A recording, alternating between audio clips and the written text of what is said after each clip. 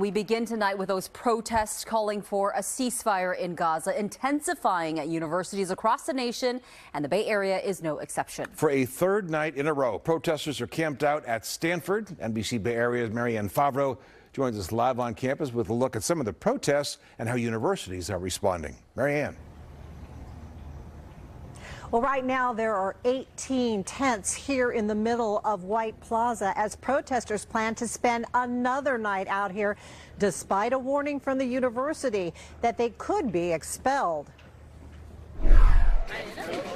During Admit Weekend at Stanford, visiting high school students found an encampment of protesters in the middle of White Plaza.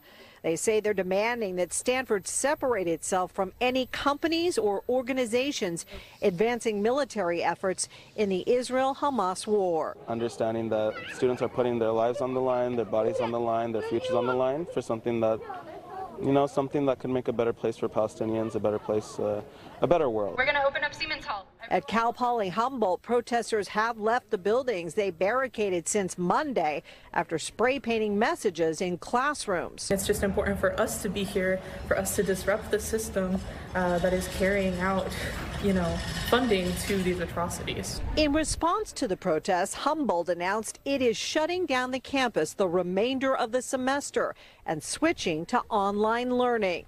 Sonoma State students are also calling for an end to deadly violence in Gaza as they camp in tents on campus. We would like the school, the administration, and the school as a whole to call for a permanent and immediate ceasefire now. Students are also sleeping in tents on the steps of Sproul Hall at UC Berkeley as part of a Gaza solidarity encampment at university campuses across the country. The question is, will the groundswell of campus protests make a difference? Protests are really good at elevating an issue into the national sort of dialogue, and we're seeing that right now, that these protests have put the issue of the Israel-Hamas war and the kind of suffering in Gaza on the map. Whether they will change, investment policies at universities seems unlikely in the short run. Here at Stanford, some of the protesters told me that the university actually handed them a letter while they were out here explaining that they could possibly be arrested or even expelled if they continue to spend the night out here. But they told me it was worth the risk to fight for change.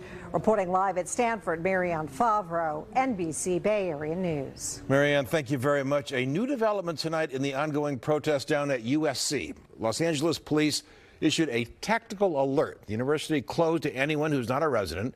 Pictures posted by the student newspaper appear to show a large police presence on campus. Now, this video is from earlier showing the tents that were still up.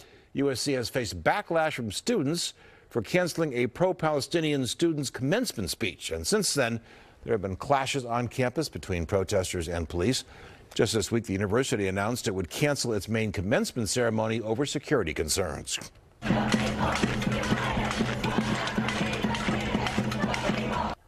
Dozens of pro-Palestine protesters gathered outside the Washington Hilton tonight. That is where this year's annual White House Correspondents' Dinner was being held.